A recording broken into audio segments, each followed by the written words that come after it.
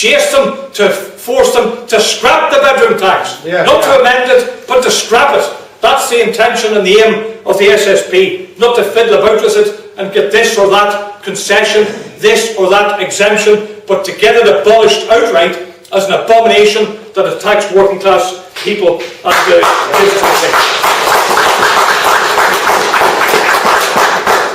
And before we go over some suggestions of the kind of things we can consider doing, let me add one qualification of what I've said about how horrible this tax is. Because there is a family actually that's well chuffed with it. The husband and wife are known as David and Priscilla. Now, if there's any David and Priscilla in this room, I apologise, it's not you I'm talking about. I can just tell that it's not you. David and Priscilla have 3 children. They're grown up, they've flown the nest, like many a parent's children.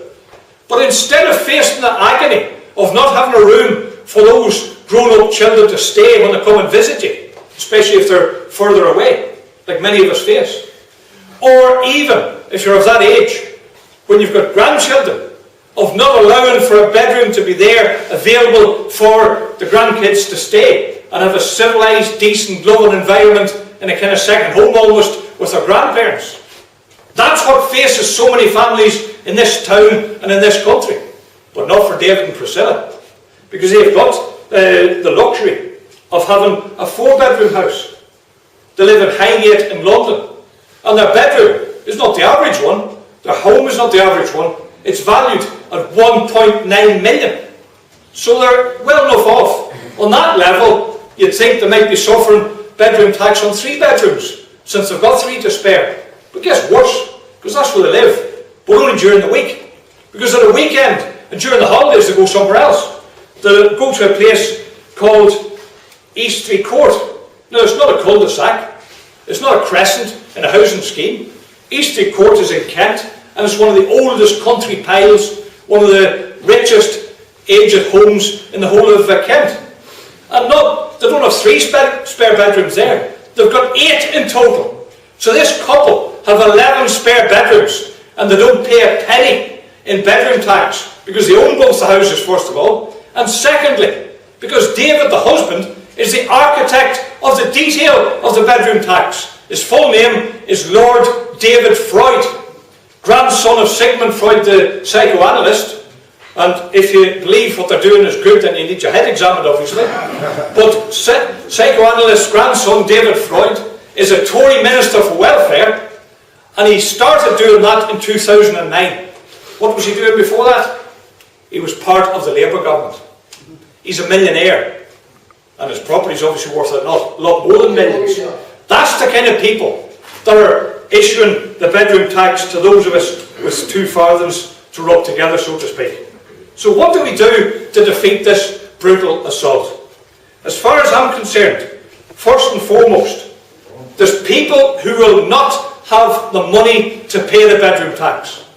People living, for example, on £71 of the likes of Jobseekers Allowance, then being docked on average. The average across the country is £14 a week. It ranges from about £10 to £22 a week. Some of them, of course, a minority, suffer the 25% cut through the bedroom tax. That goes up to £88 or so a month. How can people on £71 a week pay a tenner out of that towards the bedroom tax? It's an appalling suggestion, and it's something that quite often simply will not happen. And the attitude of the Scottish Socialist Party is this. It's not that we're telling people don't pay. It's we're recognising reality.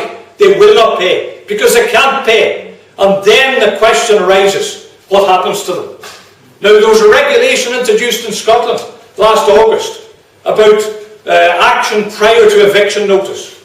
And it means that they have to negotiate with tenants prior to issuing an eviction notice. And it's got a plus and a minus side to it. At least it means that it's not eviction notice as the first resort. It means that they try to negotiate repayment arrangements of a couple of pounds a week or whatever that is assessed by the authorities. But that means, of course, that there's people already in the system who have gone as far as the sheriff courts, faced with the threat of eviction, and come to prepayment repayment arrangements. In fact, in 2010, 15,000 cases went to the sheriff courts prior to the threat of eviction. 5,000 of those were decreed, as they call it in law. In other words, they had to make arrangements to pay their rent debt or otherwise face a notice of eviction.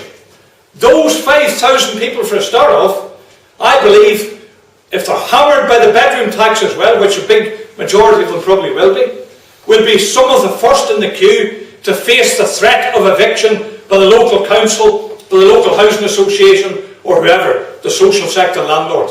Because they will not simply be able to keep up their repayment system that they've agreed under those arrangements. And on top of that, there's others who will join the queue of that threat. Because, for example, it's not uncommon for eviction procedures to start after a couple of £100 of rent arrears in Scotland right now.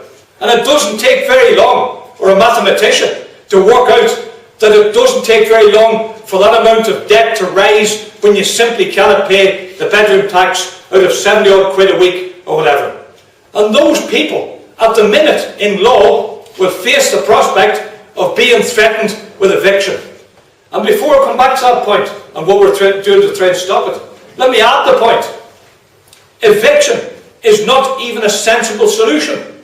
It's absolutely inhumane. The human cost of it is something you cannot calculate. Of being turfed out on the street with nowhere to live. Well, it doesn't even make economic sense. Because if people living in a 2-bedroom house, when they're only allowed by these dictators in Westminster to have one, or in a 3-bedroom house, when the Tory dictators decide you're only entitled to 2, when they have 8, 10, 11 to spare, if you live in that situation, then it means if you're made homeless, the council has a legal duty to rehouse you. And where are they going to put them? In houses at least as big, if not bigger. Because it's been proven there's not enough smaller properties available for rent for people to put into. Leaving aside the fact, I think it's absolutely scandalous that people who have lived in their family home, it's not just bricks and mortar, it's a home, lived in their home for decades, sometimes as a result of the death of their partner, their husband or wife, they now have too many bedrooms according to the Tories, and therefore face the prospect of bedroom tax, ultimate eviction. That's not uncommon either. People heading down past the Scottish Socialist Party street stalls on their way to the council to try and seek a 1-bedroom house because their partner has died, and straight after the funeral, that's the next horrific task that they face because of this legislation. If that is the situation, then they have not got enough 1-bedroom houses to make available. For example, in the case of Scotland, a figure came out in the last day or so, that there's something like, if I can find it, there's something like 53 or 58,000 people who would be expected to move into 78,000 people who would be expected to move into a 1-bedroom house according to the bedroom tax law. Last year alone, there was 23,000 people in Scotland applied because they were homeless, and according to the Tory legislation would only be entitled to a 1-bedroom flat. So 23 plus 78 is over 100,000 people expected to be shunted into a 1-bedroom house. And how many 1-bedroom houses do they let on average in Scotland every year? 20,000. So unless they intend to shove 5 families into every house and cause even more overcrowding, how are they going to even tackle their own problem, their own measures? Eviction is costly to the human being. It also costs the taxpayer on average £24,000 for every eviction case. So it doesn't even make economic sense. One of the factors behind this, I think, as well as cutting the welfare bill, as well as hammering the poorest to give more to the rich, as well as that, they're also probably designed the bedroom tax to shove more people into private sector accommodation, to enrich the private landlords, all of whom pay higher rents, charge higher rents than the social sector housing. And if people can't get a one-bedroom house in the social sector, how do we pay for the private sector renting accommodation that might be forced to move into? In fact, one figure I won't bury with them. In Glasgow, on average, it costs the taxpayer £63 a week to pay housing benefit for social sector housing. If those same numbers of people go into the private sector, it's £90 a week to the taxpayer. It makes no economic sense, as well as being utterly inhuman. And therefore, what do we do about this threat of evictions? It could happen in a few months' time for some people. It could begin to trigger it. Our attitude as a party is that we have to do everything to prevent anybody being evicted. There will be not one eviction in Scotland if we have anything to do with it. And there's two ways in which we're trying to tackle that.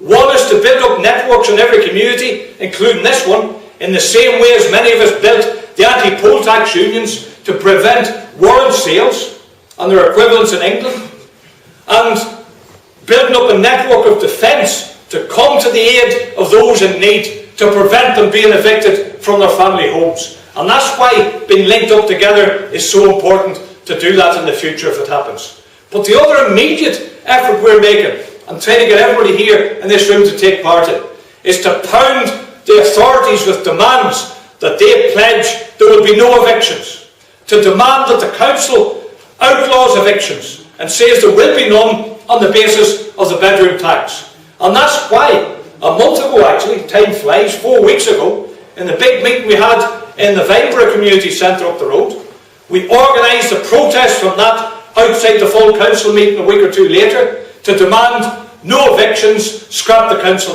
bedroom tax. And the council tax, actually, acceleration state. But we had that protest, we put the pressure on the councillors. There was a motion moved by Joe Cullinan to that effect from the Labour benches, and the SNP leadership of the council decided to remit it, to delay a decision, to seek legal advice. They're meeting next week. The council leadership was called the Cabinet. That's why we're calling upon you to join a massive protest outside that meeting and demand that they get off the fence and land on the side of the people of this North Ayrshire area to say there will be no evictions under the bedroom tax procedures. And think of the weight of people's minds, the weight of fear that would lift from hundreds at least in the local area, thousands maybe even, who are affected by the threat of eviction ultimately if they can't pay the bedroom tax. And we make the same demand of the Scottish Government. Make it clear there will be no evictions in Scotland. Now, so far they've refused to be clear-cut on that. So far, to their shame, they've dodged that issue. But they have at least written to social landlords and said, we ask you to take steps to try and find ways of avoiding evictions.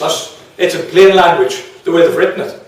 And I think we need to continue that pressure by having the protests at the likes of the council meeting, by going to the councillors' surgeries and saying, get off the fence, declare that evictions are outlawed in this area. And if enough councils do it, it'll make it unworkable for the Tory government to implement. And already, some have, at least partially. For example, Dundee City Council, a few days ago, declared precisely that for at least the next year, there'll be no evictions under the bedroom tax arrears system. And in Brighton, over a day or so ago, the Brighton Council down on the south coast of England have declared the same thing. And there's another aspect of what we think the council should do. They should creatively find ways of changing the names of rooms. Because the bedroom tax law of last year doesn't actually define what a bedroom is. Now, don't believe the myth, as far as I'm aware. I'm not a lawyer, but there's a myth spreading about that we even encountered on the street on the way in here, that if your room is 7 foot by 9, therefore it counts as a box room and doesn't classify as a bedroom. That is a myth. It's not true, unfortunately. It's not the case. My partner is a welfare rights officer, and the way she described it in a short phrase is that if the door opens outwards, it's a cupboard. If it opens inwards, it's a bedroom. And by the way, changing the hinges won't work either. They'll still define it as a bedroom. So we can't get round it that way. But the council has the power to decide what is classified as a bedroom. For example, that they allow for the disabled facilities in a house that are really needed, and so on. It wouldn't solve everything, but it would begin to eat into the numbers that are affected directly by this vicious bedroom tax and make it more and more unworkable, incapable of being implemented. And there's a council that already, in my old stomping ground of Merseyside where I used to live, Knowsley Council, outside Liverpool, has declared that they're redesignating all their housing stock to try and avoid people being charged the bedroom tax. In other words, they'll reclassify some of the rooms as something else and will not be classified as bedrooms. There's plenty of creative ways if there's the political will to do it. And that's where we need to pound the politicians from the two major parties in Scotland, Labour and SNP, into making those steps to prevent the bedroom tax being implemented where they're in control. I have to say as an aside that Labour and the SNP are extremely disappointing in the crude, cynical political games that they're playing. Because, for example, in the case of East Lothian Council, the SNP moved a motion that there should be no evictions, and Labour defeated it. In North Ayrshire Council, Labour moved the motion, and the SNP at least delayed it. In the case of Western Barton, it's even worse. The Scottish Socialist Party councillor Jim Bolton was the first actually to move a motion of that kind and demanded an emergency council meeting in Western Barton. The Labour Council refused to even have such a meeting. They refused to have a meeting to discuss it as an emergency. And they said there'll be in plenty of time, 4 days before it's implemented. But they've got something coming to them in the form of a demonstration on that day that we and the trade unions in the area have organised to bombard them with the demand no evictions and redesignate the housing and introduce maximum payment of discretionary housing payments to people to cushion the blow and other things like that. Now I'll finish by saying this. There's measures that can be taken that soften the blow a little bit. Everybody, I think, should seek the advice of welfare rights officers who do their best to try and get, they're absolutely snowed under at the minute, totally stressed out of their minds with the workload, and they're being cut in number, and some of them are being downgraded in their jobs by housing association bosses on 100,000 plus a year, who have decided that they're being paid too much at the very time when they've been hammered with demand for help from people desperate over the bedroom tax. That's a fact that I know. And it's disgraceful, because the bedroom tax will not create a single job, and it will not build a single house. Quite the contrary. It's an excuse for cuts by local authorities. It's an excuse for cuts by local housing associations, whether it's to their staff, their housing stock, their services. And in that sense, we're all affected, even if we don't have to pay the bedroom tax. Services will be cut when people are unable to pay the bedroom tax, and the council uses that as an opportunity for even further cutbacks. So there's measures that can be taken like that. I would also advise everybody to appeal against the decision. File in appeals to the local housing authority that covers you. Clog up the system as best you can with such appeals, because it's your legal right to do so and have your case examined. Try not to just cave in and accept it, because you do not stand alone. There's a growing army of opposition that we're helping to build across the country. But I'll finish by saying this. The bedroom tax is not something we want reformed. We want it abolished. And we do so on the basis not of punishing people or something else, like Labour has said they want to do. In the last day or two, they have announced, for example, that they want to abolish, some of them have said they want to abolish the bedroom tax. A Labour cabinet minister, or shadow cabinet minister I should say, Helen Goodman, has said, we will keep the bedroom tax for people who refuse accommodation that they're offered. Suitable alternative, smaller accommodation. We'll use the bedroom tax there. That's how much they're serious about scrapping it. And they're also said that instead of the bedroom tax, which they say is unworkable, that what they want to bring in is to cut the benefits bill by getting people into jobs. And that's why Labour, to quote them, is calling for a tough but fair compulsory jobs guarantee. This would offer anyone out of work for more than 2 years a real job, one that they'd be required to take, no ifs, no buts. In other words, take any kind of job, no matter whether you're fit for it, with the help of ATOS, and if you don't, you'll have your benefits cut. We don't offer that form of cut instead of the bedroom tax. The Scottish Socialist Party is quite straightforward about this. There is no excuse for any of the cuts. There's no need for them. There's no financial reason for it. There's no economic case for it. Because the cuts to benefits, the cuts to pay, the cuts to jobs, the bedroom tax cuts, whichever you want to name, they're completely unjustified in a nation awash with wealth. A nation where also the rich get away with daylight robbery. A phrase that at least some people think was originally invented in relation to the window tax, where people bricked up their windows to avoid the window tax that William of Orange originally introduced, incidentally. 120 billion. Now what does that mean? It's mind-boggling as a figure for us. But in concrete terms it means, for instance, 4.8 million new jobs being created. Not on the minimum wage of today, but on 25,000 a year of a salary. 25,000 a year for almost 5 million people could be created and paid for by the one measure of getting that tax in of the rich tax dodgers. But it goes beyond that. We've got oil wealth, we've got the wealth of land, we've got the wealth of talent and of skills of people in this country.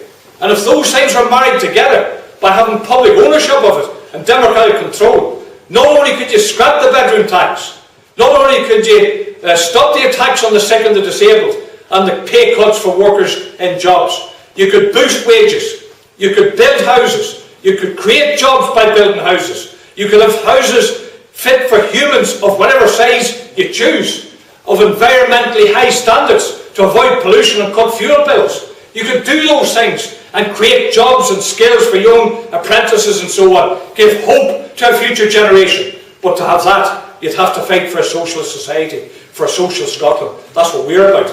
You don't have to subscribe to that to join the fight against the bedroom tax. But by Christ, it's a powerful alternative to that vicious assault on working class living standards. So join together, discuss the issues tonight, join together in opposition to the bedroom tax, but also, if you feel like it, join the Scottish Socialist Party and build a different future for ourselves with homes, jobs, decent incomes, increased benefits for the sick and disabled that can't work, and for the pensioners who've retired, be given dignity in retirement instead of poverty and struggle. That's the kind of society we want instead of what's on offer. Join us in that fight.